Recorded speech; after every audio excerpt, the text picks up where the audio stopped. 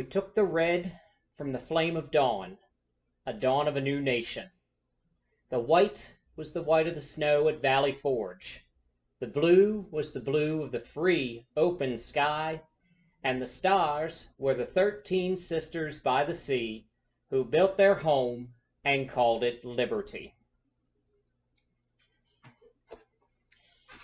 Welcome everybody to one of our first This Day in History videos that I am making for you today. This is going to be a little bit different, but want to make a video here commemorating this historic day in American history, April 19th. We go back 245 years ago today. April 19th, 1775, the start of the American Revolutionary War. Also commemorating this, we will be talking about today the battles of Lexington and Concord, the shot heard round the world, the causes, some of the summarizing causes that led up to the American Revolution, and of course, Paul Revere's famous Midnight Ride on April 18th, 1775. So let us begin with Paul Revere's Ride. The poem written by Henry Wadsworth Longfellow.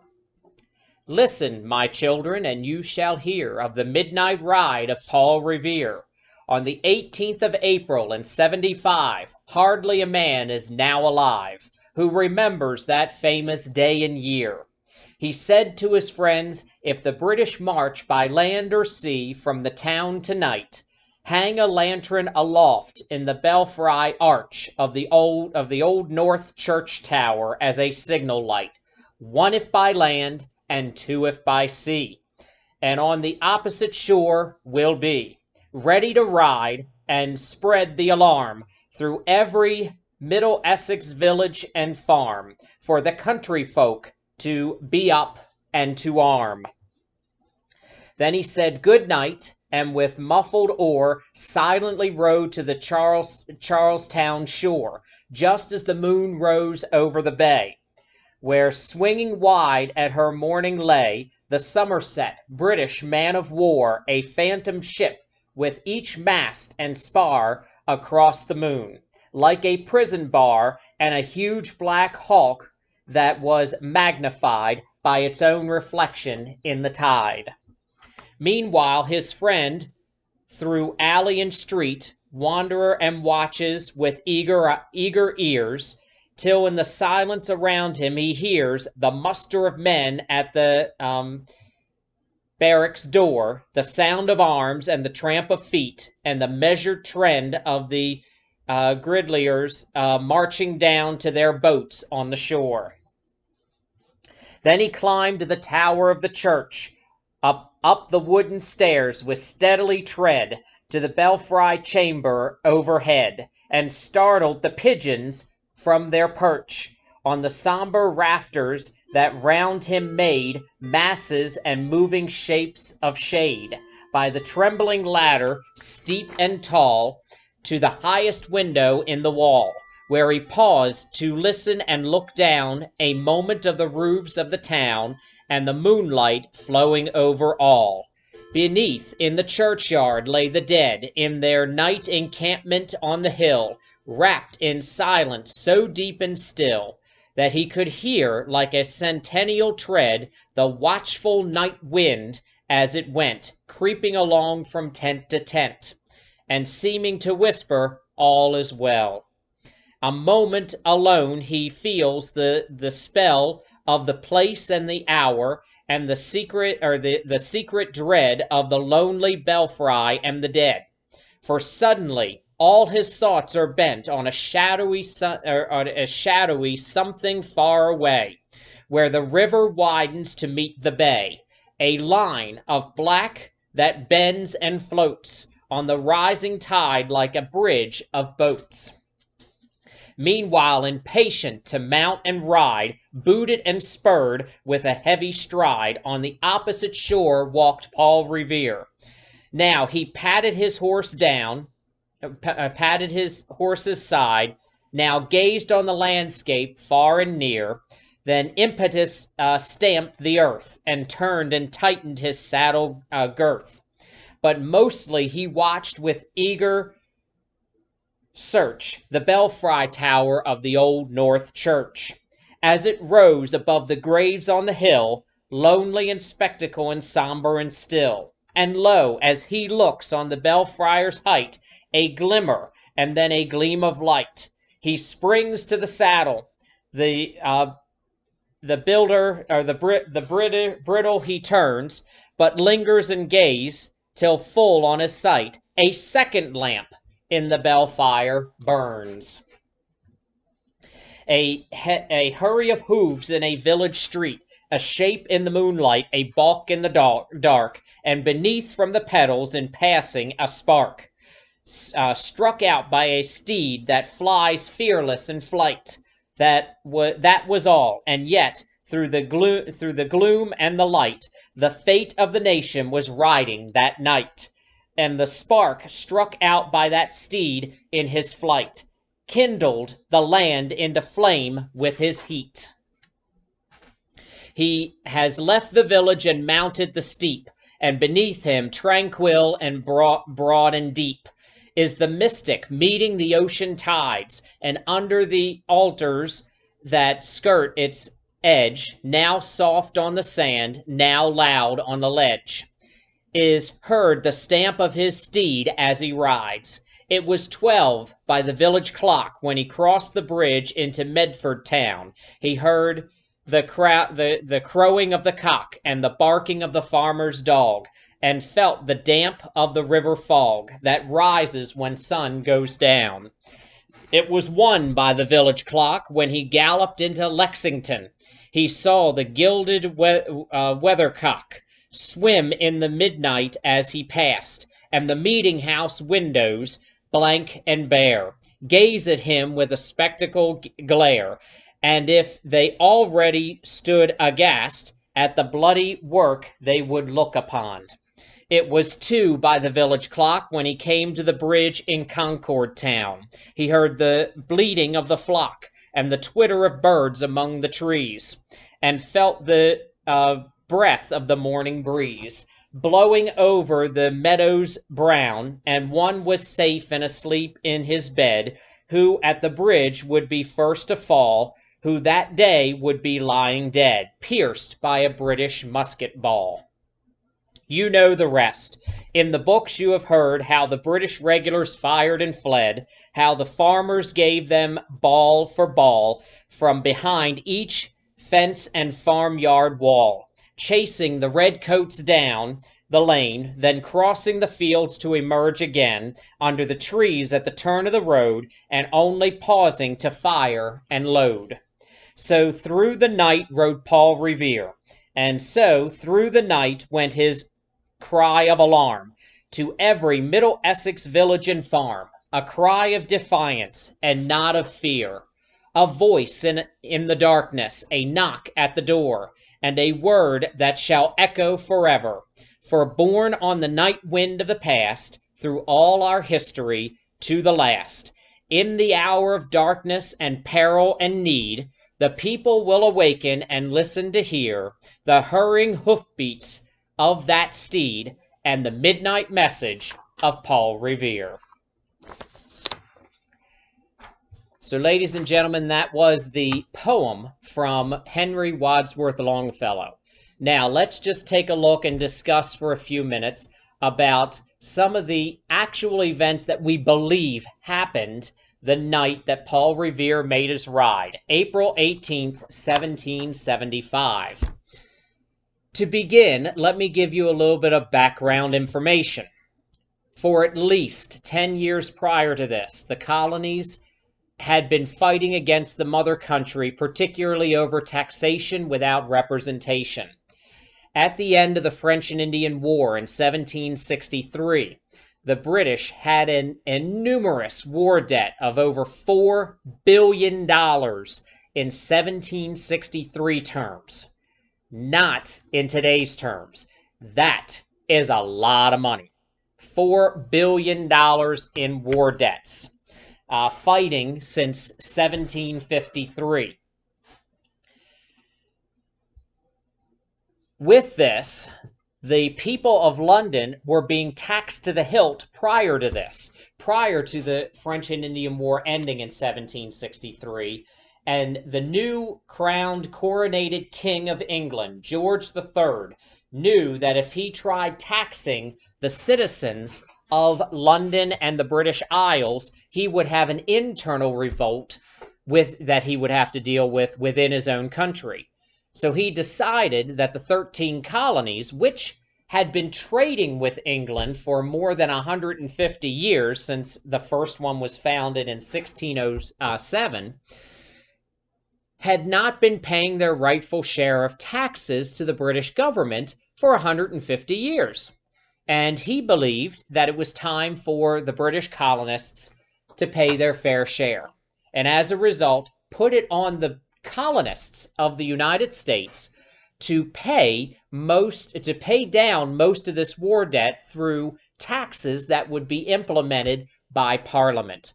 One of the first ones of this was the Sugar Act of 1764, which placed a tax on a very prized commodity of sugar in the colonies. This really didn't ignite a whole big rebellion, a whole big boycott against Britain at this time. However, the next year, in 1765, Britain did it again and passed the Stamp Act, which declared that any legal paper that was to be issued had to be issued on stamped paper bought from London. No longer could the printers of the various colonies make their own paper and print what was needed for the colonies itself. They now had to purchase this stamped paper over in London, of which the Stamp Act put a stamp tax on each sheet of paper they had to buy. Let me give you an example. Let's say that the stamp tax was a penny extra, for on each sheet of paper that you bought. And let's say you had to buy it in reams of 100 sheets. Okay, that meant that for every 100 sheets that you bought, you had to pay an extra $1 tax in order to get this paper, which would then have to be added to whatever you were charging for your printing services to cover that tax, of which the printers did not want to do this. They did not want to have to add more because they knew that people who needed this most of them could not pay the price that was there. I always give an example about this. Let's say we're in the colonies. I'm the King of England here. And as a result, I say I want more money out of my subjects. And I decide that all my subjects need to go to school in order to learn how to read and write. Say everybody is mandated to go to school to learn how to read and write. And so I pass a law, let's say it's the Education Act, that requires every subject, every citizen of my empire to go to school to get an education. Well, teachers are hired in order to start teaching reading and writing. So now let's say I'm a teacher over in the colonies and I've been given directions on what I need to do in order to start the class. So my students come in for the first day thinking that they are not paying anything. Let's say that the crop has just come in and they had just gotten paid, let's say £1, which is 12 shillings for their crop. So they come in not expecting to pay anything, and I say, all right, we're going to begin our lesson for today. You're going to need paper. Here's paper, but you need to pay your paper tax. So the paper tax is for, let's say, 4 shillings.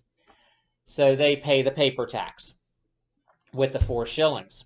Then I say, well, you're going to need ink in order to write that. Say, you need to pay your ink tax as well. The ink tax is 2 shillings. Okay. Then I say, all right, we go through the writing lesson and all that stuff. Now I say, all right, it's time to read. Let's get you your textbooks, which now you got to pay a 5 shilling tax on as well at this time in order to use your books. Okay.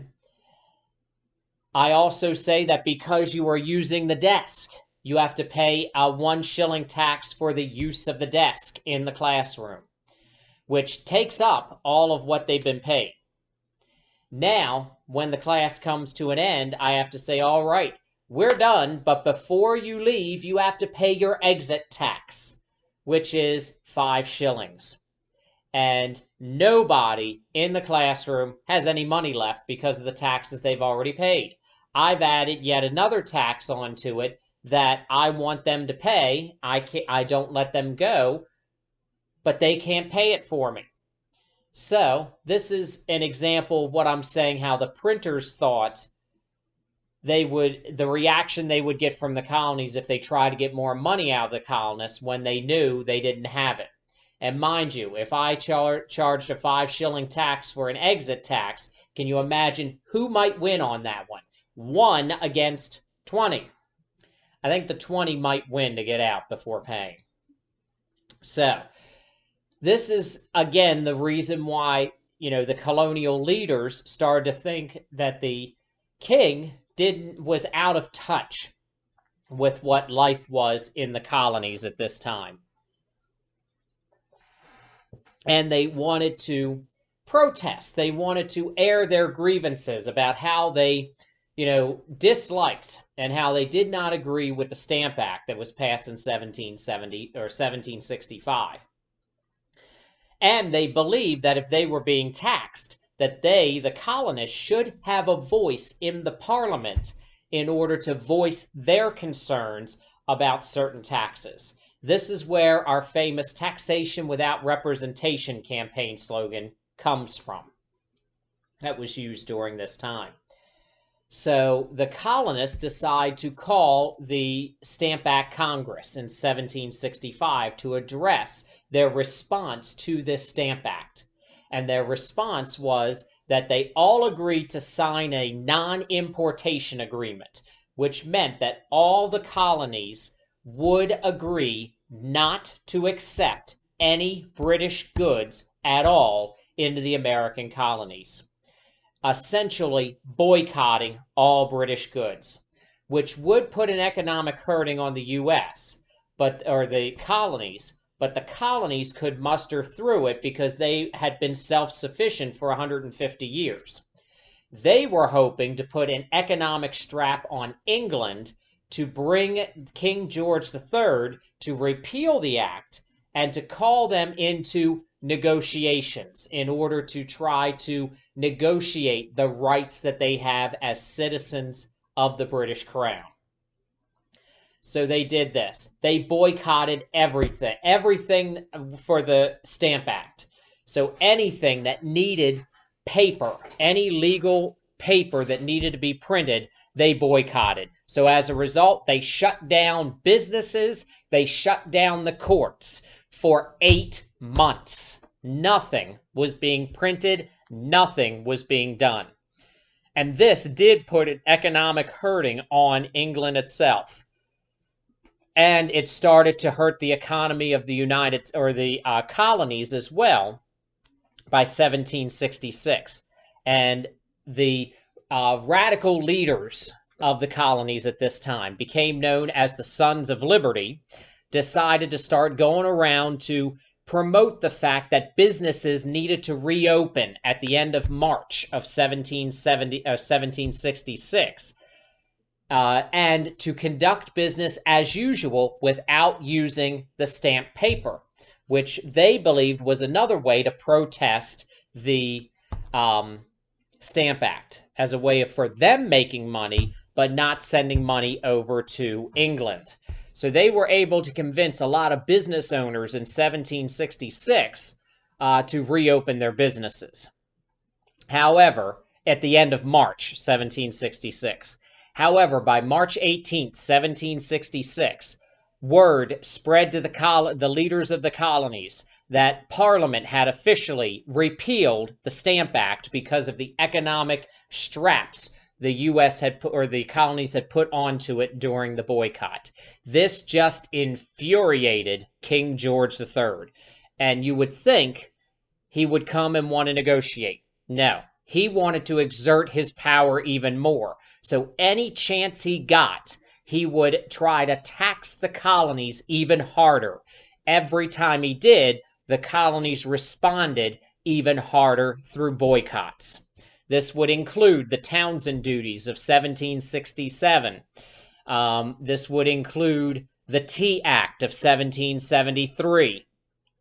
This would also include the Boston Massacre of 1770 in this realm. But I'm going to fast forward a little bit to the Tea Act of 1773, which was passed by Parliament as a way of increasing the tax on tea, one of the most prized commodities in the colonies at this time, and the colonies' only source of tea being the the British East India Company at this time. When this tax occurred, leaders of the colonies were infuriated because they believed it wasn't just taxes going to pay for the British war debt, but it was also taxes to benefit the leaders and the owners of the British East India Tea Company as well. So they decided this was unholy, and they wanted to again protest the Tea Act of 1773 by boycotting, once again, which had worked for almost 7-8 years by this time. And we had radical elements in Boston that decided the boycott wasn't going far enough, that they needed to demonstrate their dislike of the Tea Act at this time. So we get the Sons of Liberty emerging again, Sons of Liberty like James Otis, Samuel Adams, John Adams, all of them met on December 16th, 1773, once they heard that 2 shipments of British tea were going to dock in Boston Harbor, and decided this would be their chance in order to air their dislike for the Tea Act and to, in a sense, violently, I don't want to use that in its own terms, but actively, let's say that, actively show their dislike for the Tea Act. So once they knew these 2 ships were docking the night of December 16th, 1773, the Sons of Liberty decided they were going to have an active protest. They wanted to disguise themselves, so they did dress up as Indians, marched through the streets of Boston down to Boston Harbor, boarded the two British ships, and attacked the tea by taking the chests of tea, opening them, and the tea were in bags at this time. So it wasn't the legendary saying that they took and just tossed the chests of tea into Boston Harbor. That did not happen, because if they had done that, it wouldn't have destroyed the tea. The British sailors could have still saved the tea. The Sons of Liberty wanted to destroy the tea completely. So when they boarded the ships in Boston Harbor at this time, they took the chests of tea, opened them up, and each bag they actually slit open each bag of tea, if you want to say, and took the sliced open bags of tea and just dumped them into Boston Harbor, making it truly the biggest cup of tea in history. This was a way of destroying the tea when it hit the water. No hope of ever saving it. When King George III came back, or heard about what had happened, which became known as the Boston Tea Party, and this became one of a common forms of protest after December 1773 up and down the east coast of the colonies. Almost every major port had its own Tea Party in 1774, including Annapolis, might I add, and the burning of the Peggy Stewart in Annapolis Harbor.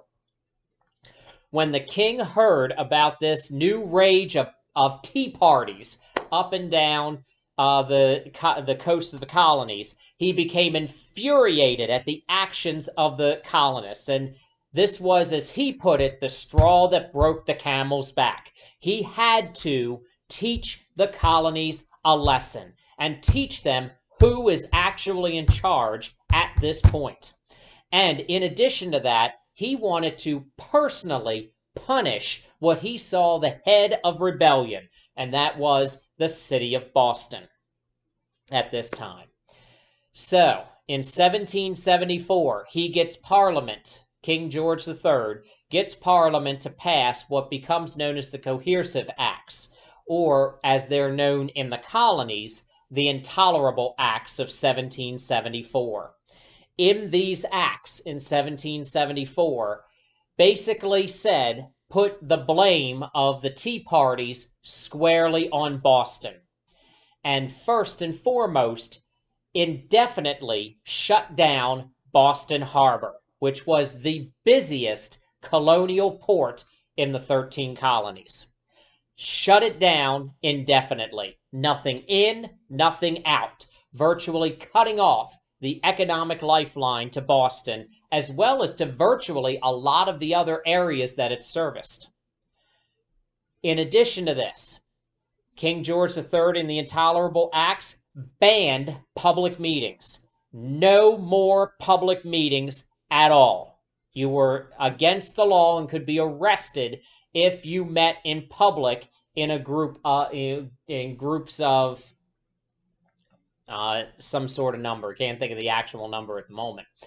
But in addition to this, it also said that any colonist who was charged with a crime could no longer stand trial in the colonies. They had to stand trial in London, which of course took any element of fair trial, a fair trial away from the colonists, because they would of course be received as, if they went to court in London, the judgments would come down against them every time. It also outlawed a trial by jury. No longer could colonists request a trial by their own peers. They had to stand trial before London judges at this time. It also stated that British soldiers would be coming over to the colonists in order to enforce the collection of taxes, which had happened before during the late 1760s and early 1770s that spawned the Boston Massacre of 1770. So British soldiers would be coming over again to ensure the enforcement of these laws and the collection of the taxes. And it stated that colonists had to quarter the British troops when they got over there, whether they wanted to or not. So now Britain is telling the colonists what to do, sending a British army over at this time as a standing army against the colonists in peacetime, and virtually taking away a number of their rights at this time.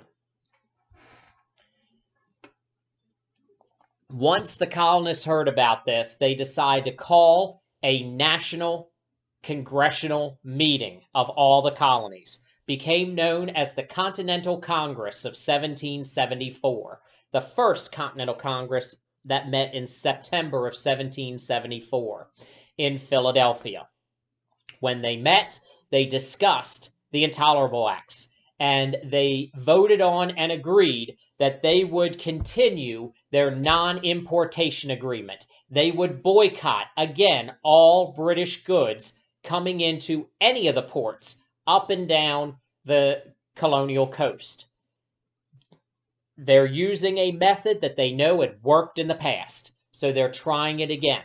But in this resolution, they also said that if the boycott did not succeed in repealing the acts within a year, so by September of 1775, Then they would meet again in September of 75 in order to discuss what further possible actions they might be able to take. So when the First Continental Congress adjourned in September of 1775, it sent basically its resolution to King George III stating that we will no longer be accepting British goods into our colonial ports because of your reaction by the intolerable acts. Well, unfortunately, we didn't make it a year before this, because word came to Boston that England was sending over a contingent of British soldiers. And their goal was not only to enforce the collection of taxes, but that they had discovered that the colonists had been building up an arsenal in 1774 and 75 in Concord, Massachusetts.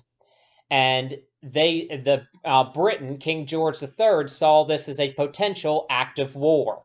So as a result, King George III was sending over these British redcoats in order to seize the arsenal that the colonists were storing in Concord, Massachusetts at this time.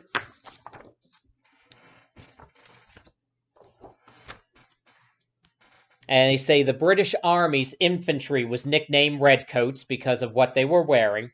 Sometimes they were also nicknamed Devils by the colonists. They had occupied Boston since 1768 and had been, augmented by naval forces to enforce what the colonists would later, of course, call the Intolerable Acts.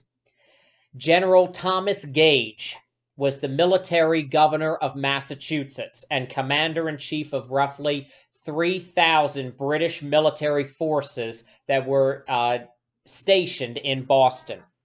He had no control over Massachusetts outside of Boston, however, where the implementation of the acts had increased tensions between patriots, who were also known as Whigs at this time, and pro-British Tories in Massachusetts.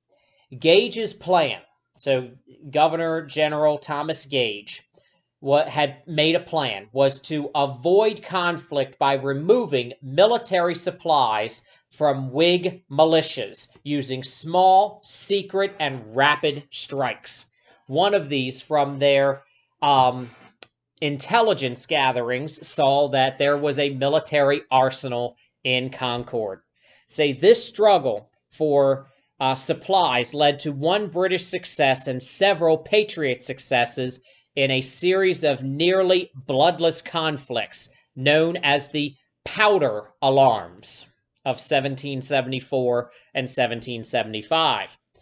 Gage considered himself to be a friend of liberty and attempted to separate his duties as governor of the colony and as general of an occupying force.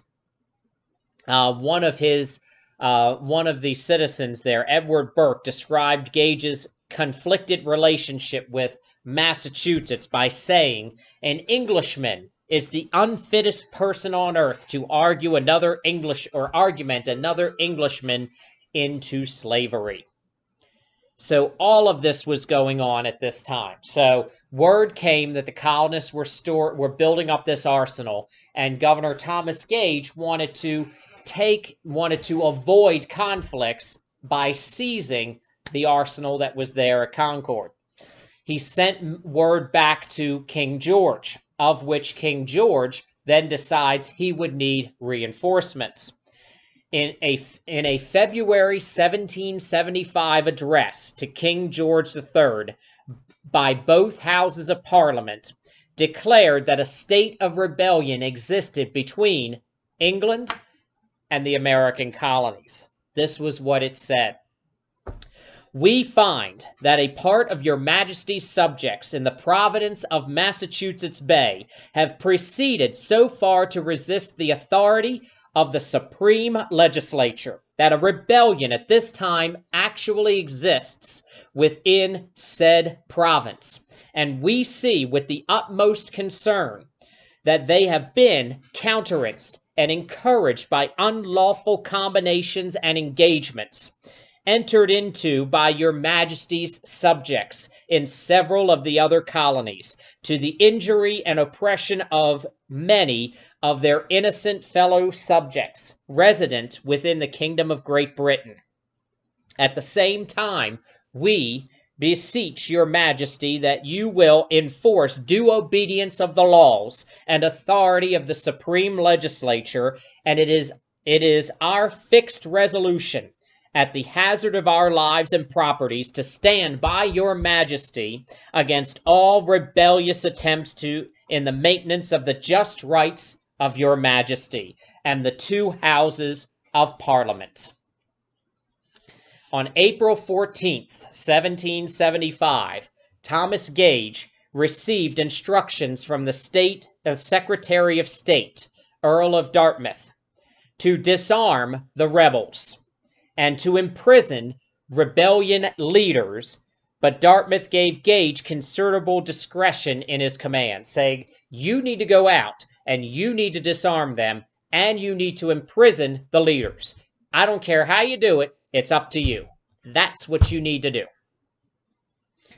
So Gage decided to act promptly, may have been influenced by information he received the next day on April 15th from a spy within his own Congress, telling Governor Gage that although the Congress was still divided on the need for armed resistance, delegates were being sent to the other New England colonies to see if they would cooperate in raising a New England army of 18,000 Continental soldiers. So they're basically saying that there were delegates within the Providence legislature who were traitors, going to other colonies to see if they would be willing to raise an army to defend New England, about 18,000 strong. We believe this made Governor Gage accelerate his secret attacks, secret rapid strikes that had been known as powder alarms quite quickly. And he later came across that there was, on the morning of April 18th, Gage ordered a mounted patrol of about 12 men under the command of a Major Mitchell to the surrounding country to intercept messengers who might be set out on horseback. They say this patrol behaved differently from patrols sent out from Boston in the past, staying out after dark and asking travelers about the locations of certain Sons of Liberty like Sam Adams and John Hancock. Say, the Lexington militia in particular began to muster early that evening on April 18th, hours before receiving any word from Boston.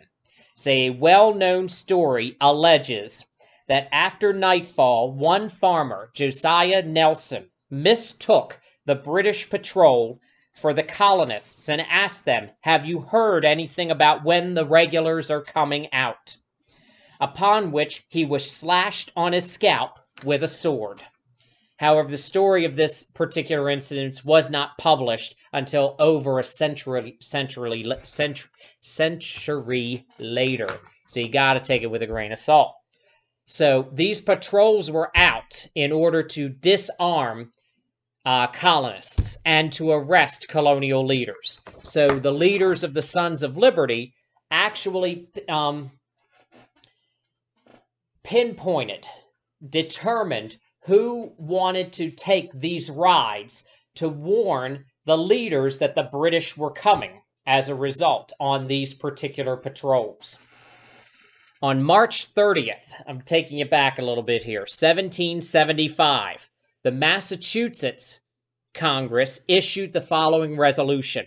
Whenever the army under command of General Gage or any part thereof to the number of 500 shall march out of the town of Boston with artillery and baggage, it ought to be deemed a a design to carry into execution by force the late acts of Parliament, the attempting of which by the resolution of the late Honorable Continental Congress ought to be opposed, and therefore the military force of the province ought to be assembled, and an army of observers immediately formed, to act solely on the defensive so long as to be justified on the principles of reason and self-preservation. As a result, the Sons of Liberty had all left Boston by April 8th. They had received word of Dartmouth's secret instructions to General Gage from sources in London well before they actually reached Gage himself. So they got out of town, with the exception of Paul Revere, a silversmith in Boston. Adams and Hancock had fled Boston to the home of one of Hancock's relatives, where they thought they would be safe from the immediate threat of an arrest as a result. So again, Paul Revere stayed behind in Boston and was designated as one of the Sons of Liberty's riders in order to warn the leaders of the Sons of Liberty that the British were coming on these patrols in order to arrest these particular leaders. This is where we get April 18th, 1775. And like I said, this is coming from the Paul Revere Historical Society's website of what is called the real story of Paul Revere's ride. Again, we have no idea what exactly happened. It's only word to mouth that we put together in order to form a story. So again, I can't say 100% that what I'm about to tell you about Paul Revere's ride was what actually happened. But this is how many of the facts have come down throughout history. On the evening of April 18th, 1775, Paul Revere was summoned by Dr. Joseph Warren of Boston. He was the other one that stayed in Boston, and given the task of riding to Lexington, Massachusetts, with the news that regular British troops, were about to march into the countryside northwest of Boston. According to Warren, these troops planned to arrest Samuel Adams and John Hancock, who were staying at a house in Lexington, and probably continue on to the town of Concord to capture and destroy the military arsenal that was there, the gunpowder, the ammunitions, and several cannon as well. I know we've heard of the gunpowder and the ammunition, but it was mentioned that there were several cannons that the colonists had at this time as well.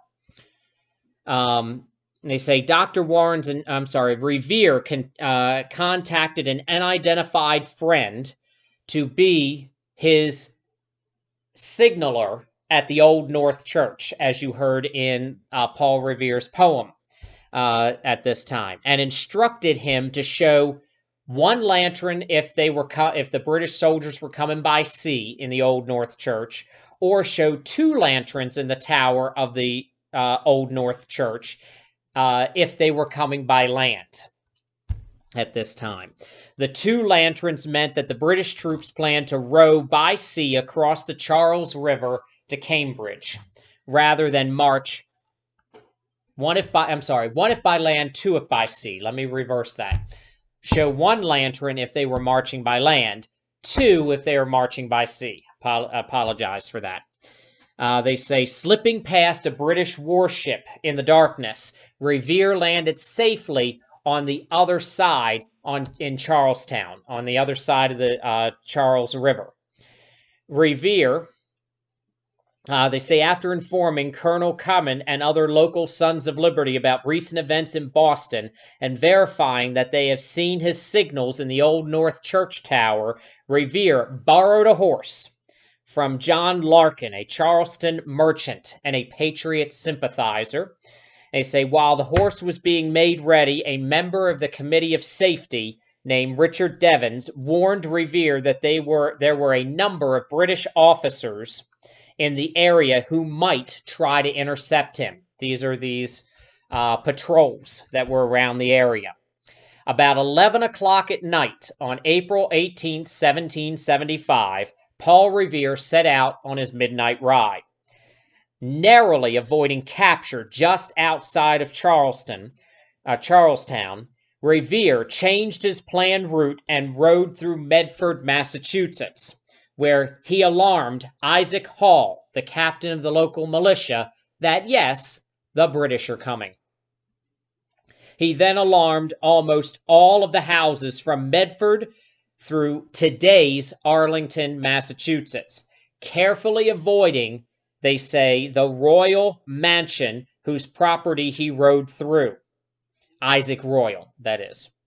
And arrived in Lexington sometime after midnight. Now, mind you, he did not go through the streets of Medford, the streets of Arlington, yelling from his horse, "The British are coming! The British are coming!" That never happened. He did, however, go house to house, knock on the door, and warn the colonists that the British were on their way at this time. In Lexington, when he gets there just after midnight, he approached the house where Samuel Adams and John Hancock were staying. A Sergeant Monroe, acting as a guard outside the house, requested that he not make so much noise. "Noise!" cried Revere. "You'll have noise enough before long. The regulars are coming out." And once he mentioned this, Revere still had difficulty gaining entry until, according to tradition, John Hancock, who was still awake, heard Paul Revere's voice and said, "Come in, Revere. We're not afraid of you." And he was allowed to enter the house to deliver his message to Hancock and to Sam Adams. About 12:30, William Dawes arrived in Lexington carrying the same message as Revere. There were actually a number of midnight rides on April 18th, 1775. And this was just common intelligence, common espionage, where you sent multiple people out with the same message. In case one of them gets captured, you still have others trying to make it to the desired location. So this also happened as well. There were approximately 3 people that were sent out in different directions to deliver this message to Adams and Hancock in Lexington. William Dawes was the second one. After both men had refreshed themselves, as they say, gotten something to eat and drink at this time, they decided to continue on to Concord, Massachusetts, to verify that the military stores had been properly dispensed and hidden away so that they wouldn't fall into the British contingent. They say a short distance outside of Lexington, they were overtaken by Dr. Samuel Prescott, who they determined was a fellow high son of liberty. A short time later, however, a British patrol intercepted all 3 men. Prescott and Dawes escaped. Revere was held for some time, questioned, and then let go. So, in a sense, Revere was captured. Revere did not make it to Concord. Prescott and Dawes continued on into Concord, Massachusetts, to warn the citizens there, as well as to make sure that the arsenal was secured itself. Say, before Paul Revere was released, his horse was confiscated to replace the tired mount of a British sergeant. Left alone on the road, Paul Revere returned to Lexington on foot in time to witness the battle at Lexington Green in the early morning hours of April 19th, 1775. Hence, it is known, that is what we know at this moment of the facts of the midnight ride of Paul Revere on April 18th, 1775. During the early morning hours, of course, at this time, the British redcoats, awakened their troops at 9 p.m. on April 18th and assembled them on the water's edge of Boston, of the Boston Commons, by 10 p.m. Colonel Smith, who was colonel leading this at the time, was late in arriving, and there was no organized boat landing operation in order to take them across the Charles River to land in Charleston. resulting in confusion in the staging area, which delayed some time in order to get R.O.V.E.R., Dawes, and Prescott along their rides in order to start mourning. So there were some delays on the British side that night as well. They say the boats used were naval barges that were packed so tightly that there was no room to sit down to get across the Charles River. When they disembarked in Cambridge, Massachusetts, it was into waist-deep water at midnight. Mind you, the British got to Cambridge at midnight on April 19, 1775. Paul Revere was already at Lexington, warning Adams and Hancock about the British coming. After about 2 a.m. on April 19th, after a lengthy halt to unload their gear, the regulars began their 17-mile march to Concord at about 2 a.m. on the morning of April 19, 1775. During the wait, they were provided with extra ammunition just in case, cold salt pork, and their haversacks, food bags, if you want to say, canteens, muskets, and they marched off in wet, muddy shoes and soggy uniforms. As they marched through Medford and they marched through Arlington, sounds of the colonial alarms throughout the countryside caused the few officers who were aware of their mission to realize that they had lost the element of surprise. So as they went through Medford, as they went through Arlington, they discovered the colonists already knew they were on their way and that their element of surprise had been taken away from them. At 3 a.m. on April 19th, Colonel Smith sent a major ahead with 6 companies of light infantry under orders to quick march to Concord. At 4 a.m., Colonel Smith made the wise, they say, but belated decision to send a messenger back to Boston asking for reinforcements. This is what gave the colonists their upper hand, because Smith waited entirely too long in order to send word for reinforcements at this time.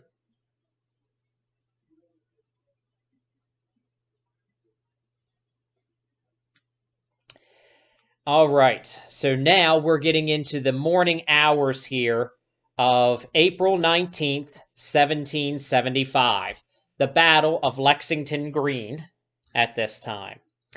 All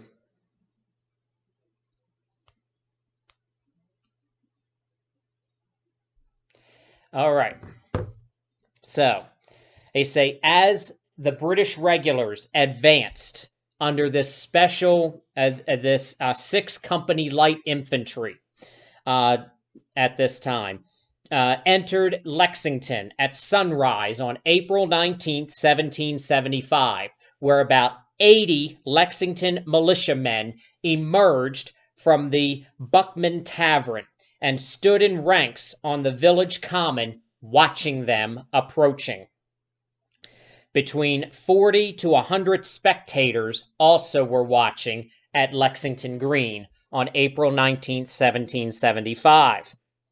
After having waited most of the night with no signs of the British coming at this time, at about 4:15 a.m., the captain, the leader of this militia unit, of the militiamen, the Minutemen here, by the name of John Parker got his confirmation that the British truly were coming, and they decided to wait it out. They say Captain Parker was clearly aware that he was outmatched in the confrontation and was not prepared to sacrifice his men for no purpose at all. They say he knew that most of the colonists' powder and military supplies at Concord had already been hidden. So he already knew that the British wasn't going to find the arsenal at Concord because most of it was hidden. So he didn't want to start anything because he didn't want to have to put his men in danger for no purpose. As a result, no war had been declared. They say the war was actually declared with the Declaration of Independence over a year later.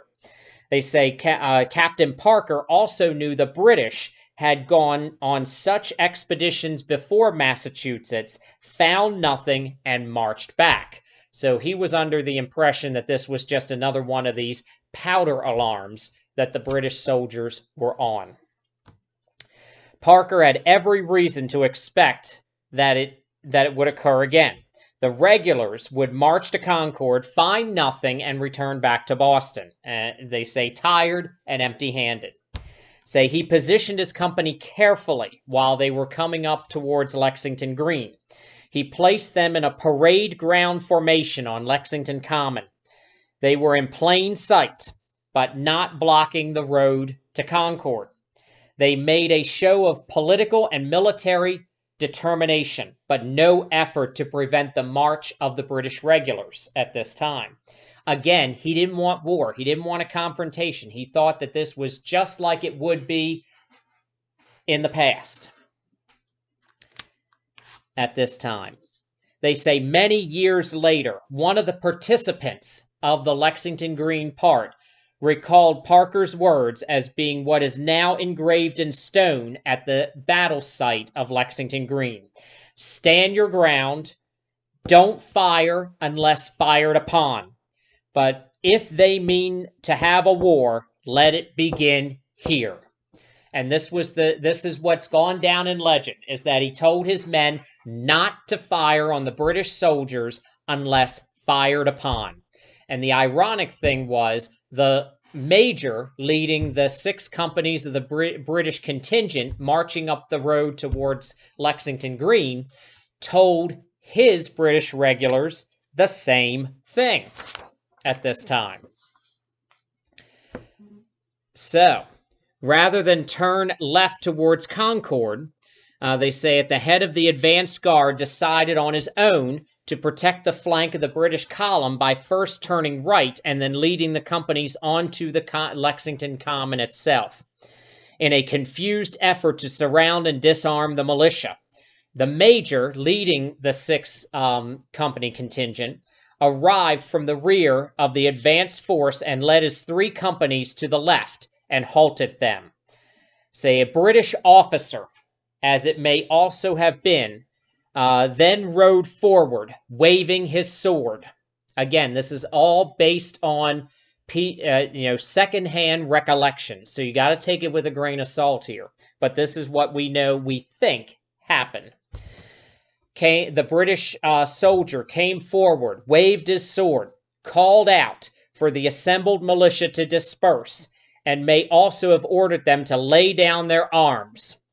Captain Parker told his men instead to disperse and go home, but because of the confusion, the yelling all around, and due to the raspiness of Parker's voice, some did not hear him. Some left very slowly, and none laid down their arms. Both Parker and the British major ordered their men to hold fire. But out of the green, a shot was fired from an unknown source. We do not know to this day who shot the first shot that started the American Revolution. Both Parker and the British major ordered his troops not to fire unless fired upon. We don't believe either one of the sides fired. We believe that it was one of the spectators that were around Lexington Green that fired a musket for some reason. The shot was fired, and both sides, the militia and the British regulars, exchanged fire with each other. This, of course, becomes known as the shot heard round the world. The British are coming! The British are coming! The ride of Paul Revere set the nation on its ear, and the shot at Lexington heard round the world. When the British fired in the early dawn, the War of Independence had begun. The die was cast, the rebel flag unfurled, and to Concord marched the foe to seize the arsenal there, you know, picking folks and searching all around. The militia stopped them in their tracks at the old North Bridge. We turned them back and chased those rebels back to Boston town. And the shot heard round the world was the start of the revolution. The Minutemen were ready on the move. Take your powder, take your gun, report to General Washington. Hurry, men, there's not a moment to lose. Now it's famous Bunker Hill, even though... That's from Schoolhouse Rock. The shot heard around the world at this time. So, with this, after the first shot was fired of the regulars, some witnesses among the regulars reported the first shot was fired by a colonial onlooker from behind a hedge or around the corner of a tavern. Some observers reported a mounted British officer firing the first shot. Both sides generally agreed that the initial shot did not come from the men on the common ground itself. As a result here, the regulars then charged forward with bayonets. Captain Parker's cousin, Jonas, was run through. 8 Lexington men were killed, and 10 were wounded. The only British casualty at the Battle of Lexington Green was a soldier who was wounded in the thigh. The 8 colonists killed, the 8 colonists were killed. The companies under the major command got beyond their officers' control in part because they were unaware of the actual purpose of the day's mission. In response to the raised alarm, the militiamen of Concord and Lincoln had mustered into Concord in order to defend it. They received reports at the firing of Lexington and was not sure whether to wait until they could be reinforced by troops from towns nearby or to stay and defend the town itself. A column of militia marched down the road towards Lexington to meet the British, traveling about 1.5 miles until they met the approaching column of the regulars. As a result, the militia retreated to a ridge overlooking the town, and the officers discussed what to do next. Caution prevailed. As a result, withdrew from the center of town and led the men across the North Bridge to a hill about a mile north, where they could continue to watch the troop movements of the British and the activities in the town center. When the British troops arrived in the village of Concord, Colonel Smith divided them to carry out Gage's orders. The 10th Regiment's company secured South Bridge under a captain, while 7 companies of light infantry under Captain Parsons, numbering about 100, secured the North Bridge at this time.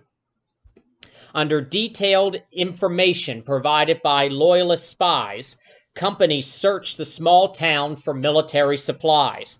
When they arrived at a tavern by the jail of the South Church Road, they found the door barred shut, and the tavern owner refused to allow them entry. According to reports provided by local loyalists in Concord, the major knew cannon had been buried on the property.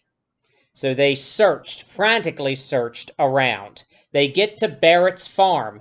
Had been an arsenal weeks before, but few weapons now remained in Concord. Colonel Barrett's troops, upon seeing smoke rising from the village square as the British burned cannon cartridges, and seeing only a few light infantry companies directly below them, decided to march back toward the town from their vantage point. So this was the militia at this time. They say 5 full companies of Minutemen and 5 more militia from the surrounding towns and villages occupied this particular hill, Pennsauken Hill, which was about 300 yards from the North Bridge. With this, they say total about 400 against Captain Lloyd's light infantry company's force totaling 90 to 95 men. This is where the mistake was made by Colonel Smith by delaying the request for reinforcements. By this time, he did not have enough men in order to try to secure the takeover of Concord. Whereas militia got reinforced quite quickly because of Paul Revere's, William Dahl's, and Dr. Prescott's rides the night before. Essentially, they were the ones that saved Concord. Barrett ordered the Massachusetts men to form one long line, two abreast, on the highway leading down to the bridge, and then he called for another consultation. Barrett told his men to load their weapons, but not to fire unless fired upon, and then ordered them to advance. Captain Laurie, who was the British soldier, ordered the British companies guarding the bridge to retreat across it. One officer then tried to pull up the loose planks of the bridge to impede the colonial advance. But a major began to yell at the regulars to stop harming the bridge. The Minutemen and militia from Concord, Acton, and a handful of others from around the surrounding villages advanced in column formation, 2 by 2, led by a major, lieutenant, colonel, and a captain on the light infantry, keeping to the road since it was surrounded by the spring flow waters of the Concord River. Captain Laurie then made a poor tactical decision once he started seeing the colonial militiamen come across the bridge. It was said that since his summons for help had not produced any results, he ordered his men to form positions for street fighting behind the bridge in a column running perpendicular to the river. This formation was appropriate for sending a large volume of fire into a narrow alley between the buildings of a city, but not for an open path behind a bridge. Confusion reigned as British regulars retreating over the bridge tried to form up in the street position on the other side. They say Lieutenant Sutherland, who was in the rear of the formation, saw Laurie's mistake and ordered flankers to be sent out. But as he was from a company different from the men under his command, only 3 soldiers actually obeyed his command. A shot rang out. It was likely a warning shot by a pranked, exhausted British soldier, according to Captain Laurie's reports, to his commander after the fight. 2 other regulars then fired immediately after that, shots splashing in the river, and then the narrow group up front, possibly thinking the order of fire had been given, fired a raged volley before Laurie could stop them. 4 more men were wounded. They say the Americans commenced their march in double file. In a minute or two, the Americans began in quick motion, and with 10 or 15 rods of the bridge, a single gun was fired by a British soldier, which marked the way, passing under Colonel Robinson's arms and slightly wounding the side of Luther Brench, who was from the colonial militia at this time. Different things were happening here. The regulars found themselves trapped in a situation where they were both outnumbered and outmaneuvered as well because of this wrong decision, lacking any type of leadership and terrified as a result in the superior number of the enemy, 90 to 400. They say, and likely not having experienced combat before, the British regulars abandoned their wounded and fled to the safety of the approaching brigadier companies coming from the town center, isolating Captain Parsons and the companies searching for arms at Barrett's farm. As a result, this would begin the long retreat that the Boston soldiers had to go on back to Boston. They would retreat. Along this retreat, we would have colonial militiamen that would hide out in the trees and in the rubbish and begin firing at the British redcoats as they marched back down the road towards Charleston at this time, which infuriated the British soldiers. They thought we were savages by doing this, we thought that we were cowards, that we didn't want it because we didn't want to show ourselves in front and give our positions out.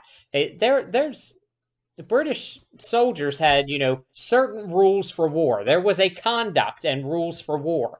And one of the rules were you came out right in front of you so everybody could see you in order to get shot. So we actually decided to conceal ourselves, almost like guerrilla warfare, if you want to say, to have snipers in trees to try to pick off some of the British soldiers as they marched back towards Boston, which became a big victory for the colonial militiamen to turn back the Boston regulars from Concord. And as a result, that is this day in history, April 19th, 1775. I hope everybody enjoyed the video lecture, and there should be a few others coming as a result. Stay safe, stay healthy. Have a good day, everybody.